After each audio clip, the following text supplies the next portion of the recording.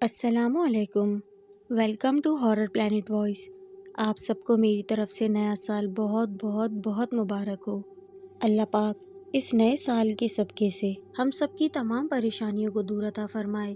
جو بیمار ہیں ان کو صحت و تندرستی عطا فرمائے، اور محنت کرنے والوں کو اللہ پاک اس سال ضرور کامیاب عطا فرمائے، مجھے بھی، آمین ثم آمین۔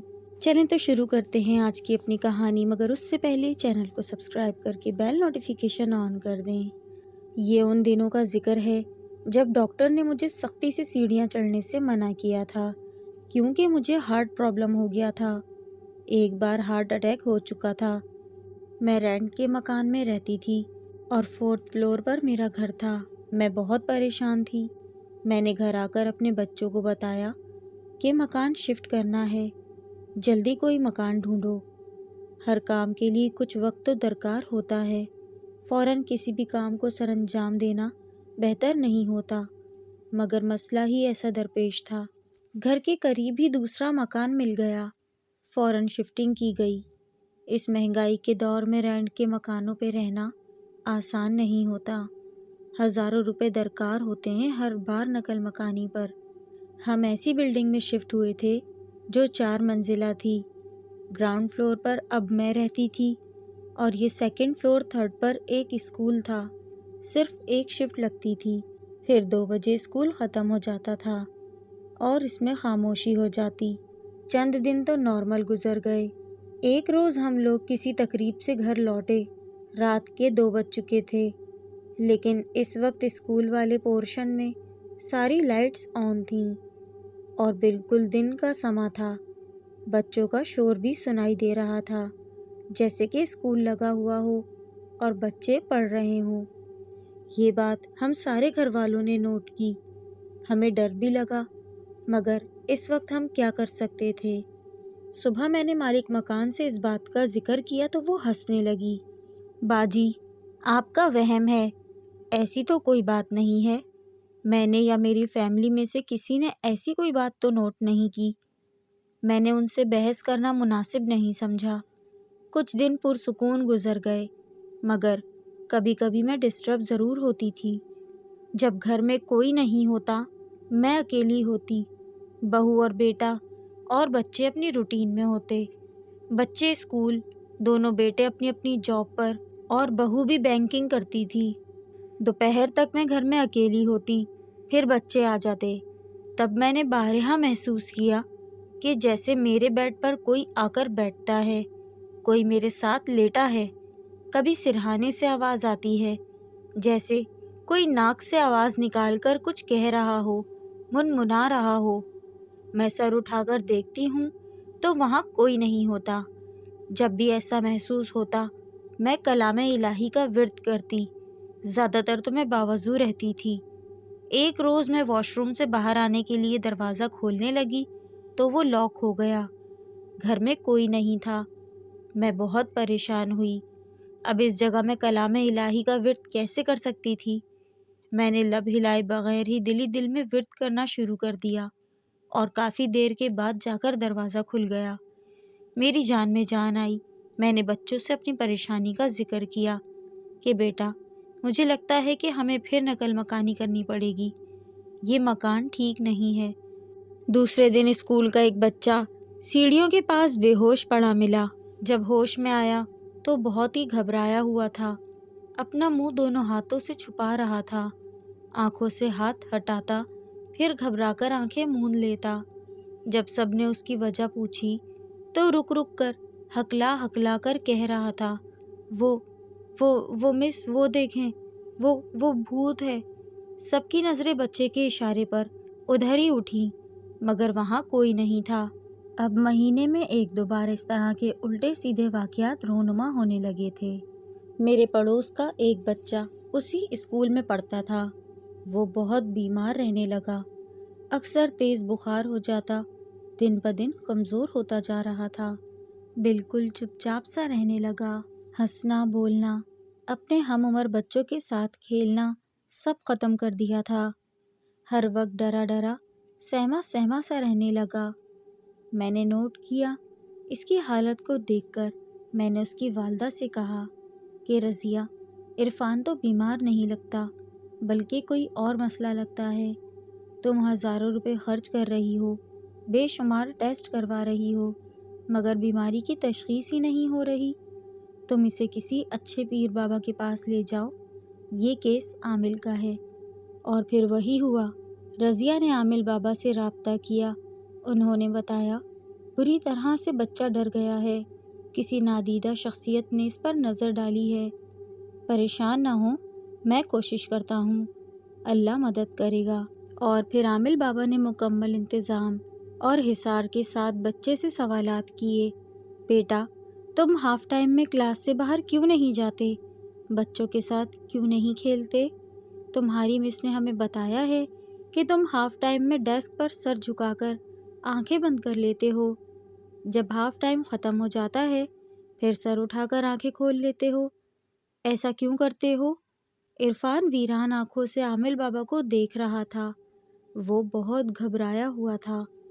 جب اس سے زیادہ اصرار کیا تو نظریں گھما گھما کر چاروں طرف دیکھنے لگا۔ بیٹا، ڈرو نہیں، کوئی تمہیں کچھ نہیں کہے گا۔ ہاں شاباش، بتاؤ ایسا کیوں کرتے ہو؟ وہ لمبا بھوت، وہ مجھے پکڑ کر اپنے ساتھ لے جائے گا۔ وہ مجھے گھورتا رہتا ہے، میرے ساتھ میری ڈیسک پر آ کر بیٹھ جاتا ہے۔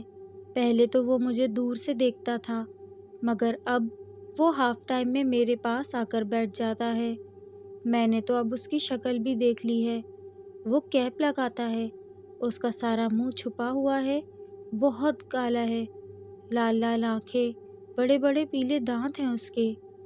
وہ مجھے ہر وقت گھورتا رہتا ہے۔ اس نے مجھے کہا کہ اسکول کی چھٹی نہیں کرنا ورنہ میں تمہیں اٹھا کر لے جاؤں گا۔ یہ سن کر عامل بابا پریشان سے ہو گئے۔ انہوں نے اسے تعویذ تو دے دیا مگر بچہ ابھی بہتری کی طرف نہیں آیا۔ ایک دن ہم سامنے والے مکان میں قرآن خوانی کی دعوت آئی تھی، وہاں چلے گئے۔ میں محلے میں بہت کم کہیں جاتی آتی تھی، ہاں سلام دعا میں سب سے رکھتی تھی، مگر اپنے گھٹنوں کی تکلیف کی وجہ سے تقریبات میں بھی نہیں جاتی۔ مگر کہیں قرآن خوانی یا میلاد کا بلاوا آئے تو وہ میں کبھی رد نہیں کرتی تھی اور وقت سے پہلے ہی پہنچ جاتی۔ کوشش یہی ہوتی تھی کہ سب سے زیادہ پڑھائی کروں۔ ماشاءاللہ ایک سپارے سے زیادہ پڑھتی تھی۔ یہاں بھی میں جلدی ہی پہنچ گئی۔ یہ زاہد صاحب کی فیملی تھی، میاں بیوی، 3 بچے اور زاہد صاحب کی والدہ بہت ہی ملنسار خاتون تھیں۔ الیگ سلیگ کے بعد انہوں نے مجھ سے کہا بہن آپ سے ایک بات پوچھنی ہے، اگر آپ مائنڈ نہ کریں۔ میں نے کہا ارے بہن پوچھیں، میں کیوں مائنڈ کروں گی؟ آپ نے کسی سے معلوم کیا تھا اس گھر میں آنے سے پہلے؟ میرا مطلب ہے اس گھر اور فیملی کے بارے میں۔ میں چونک گئی۔ نہیں، ہم نے کوئی معلومات نہیں کی۔ وہ دراصل ہمیں ارجنٹ مکان شفٹ کرنا تھا کیونکہ مجھے ہارٹ پرابلم ہے، تو اس وجہ سے ہی۔ کیوں؟ کیا مالک مکان اچھے نہیں ہیں؟ میں نے کریدا۔ نہیں، وہ تو اچھے ہیں، لیکن پہلے جو فیملی رہتی تھی ان کے ساتھ چند واقعات پیش آئے تھے۔ جانی نقصان تو نہیں ہوا تھا، لیکن کوئی مخلوق انہیں تنگ کرتی تھی۔ کبھی واش روم کا دروازہ لاک ہو جاتا اور کبھی کمرے لاک ہو جاتے، کبھی بیرونی دروازہ بند ہو جاتا اور کبھی کوئی شخص گھر میں داخل ہو جاتا۔ جی صحیح کہہ رہی ہیں آپ، ہمارے ساتھ بلکہ میرے ساتھ ایسے واقعات ہوئے ہیں، خاص طور پر تب جب میں گھر میں اکیلی ہوتی ہوں۔ میں نے صالحہ بیگم کو بتایا کہ ہم ایک دن رات کے 2 بجے آ رہے تھے تو دیکھا اسکول کی لائٹس آن تھیں، بچوں کا شور تھا، لگتا تھا جیسے اسکول لگا ہوا ہے، مگر بیگم سراج نے اسے ہمارا وہم کہا۔ اس کا مطلب انہیں بھی اس بات کا علم ہے۔ یہ تو غلط بات ہے، انہیں کوئی پیش رفت تو کرنی چاہیے۔ میں نے بھی اپنی بیوی سے یہی کہا کہ دیکھو بیچارے اس مکان میں شفٹ ہوئے ہیں، چھوٹے چھوٹے بچے ہیں، کہیں خدا نخواستہ کسی مسئلے کا شکار نہ ہو جائیں۔ سنا ہے آپ کے ساتھ والے مکان میں عرفان اسی اسکول میں پڑھتا تھا، وہ آج کل بہت بیمار ہے، صالحہ بیگم نے بتایا۔ تو میں نے صرف اسبات میں سر ہلایا۔ گھر آنے کے بعد میں اسی مسئلے کے بارے میں سوچتی رہی۔ اپنے گھر کی تلاش بدستور جاری تھی۔ اتنی جلدی کہاں کوئی مسئلہ حل ہوتا ہے۔ بچے صبح ڈیوٹی پر چلے جاتے، رات کو آتے، گھر آنے پر اپنی اپنی ذمہ داریوں میں مصروف ہو جاتے۔ ایک روز میرا بیٹا اپنے کمرے میں لیٹا جاگ رہا تھا۔ برابر میں گیلری تھی، اس کا دروازہ کھلا تھا۔ میرے بیٹے نے دیکھا کہ میری مرحومہ بیٹی، جس کے انتقال کو تقریباً 7 سال ہو گئے، وہ دروازے سے اندر آ کر کھڑی ہے۔ کچھ دیر تک کھڑی رہی، پھر واپس چلی گئی۔ چند روز گزرے، ایک دن میں اپنے کمرے میں بیٹھی تھی۔ میرے کمرے کے بعد ایک اور کمرہ تھا، اس کے دروازے کے پاس مجھے کوئی کھڑا دکھا۔ میں نے غور سے دیکھا، وہ میری بیٹی تھی۔ جالی کا دروازہ جو لگا تھا اسے کھول کر کمرے میں داخل ہوئی۔ میں محویت سے آنکھیں پھاڑ پھاڑ کر دیکھ رہی تھی۔ ارے یہ تو میری بیٹی ہے، یہ کیسے آ گئی؟ اور لمحوں میں اوجھل ہو گئی۔ میں باقاعدہ رو پڑی کہ واقعی وہ میری بچی تھی۔ میں نے سنا ہے کہ اس طرح مختلف روپ میں یہ مخلوق آتی ہے۔ بہرحال مکان اگر کوئی ملتا بھی تو گراؤنڈ فلور کا نہیں ہوتا، ہمیں تو گراؤنڈ فلور کا مکان درکار تھا۔ وقت کب رکتا ہے، وہ تو اپنی چال، اپنی رفتار، اپنی مسافت برقرار رکھتا ہے۔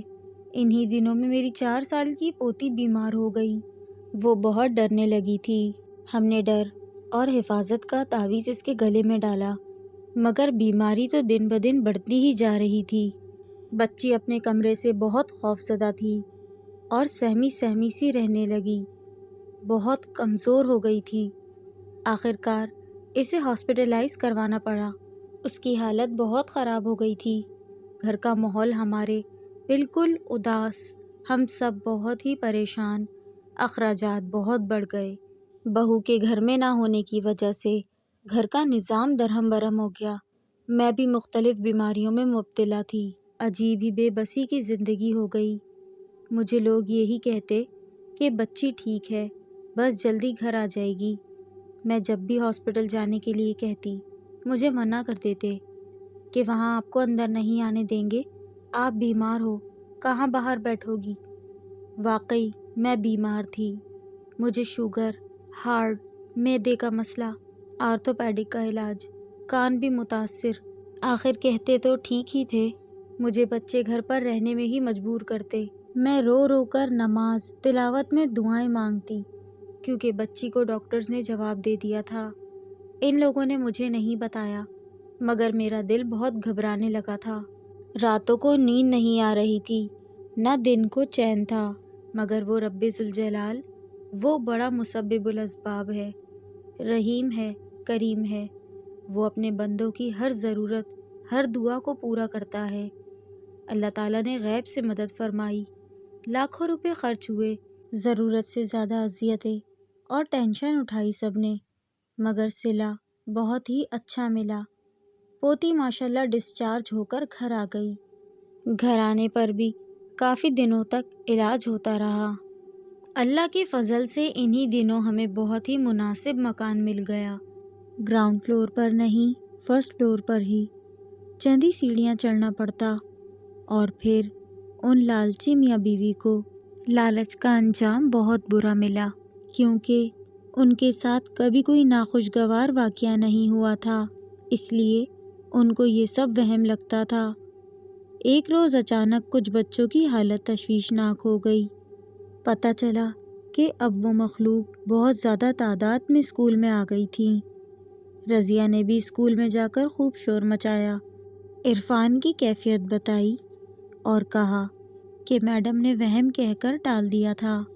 انہوں نے مجھے بھی رات کو 2 بجے اسکول لگنے کے بارے میں سن کر وہم کہا تھا۔ ابھی شور ہنگامے، افراتفری، بچوں کو تیزی سے ہاسپٹلائز کیا جا رہا تھا۔ اسی دوران پولیس آ گئی۔ دونوں میاں بیوی نہیں بچ سکے، جن کو صرف پیسہ کمانا تھا، کسی کی جان کی پرواہ نہیں تھی، آج اپنے انجام کو پہنچ گئے۔ اسی لیے کہتے ہیں برے کام کا برا انجام۔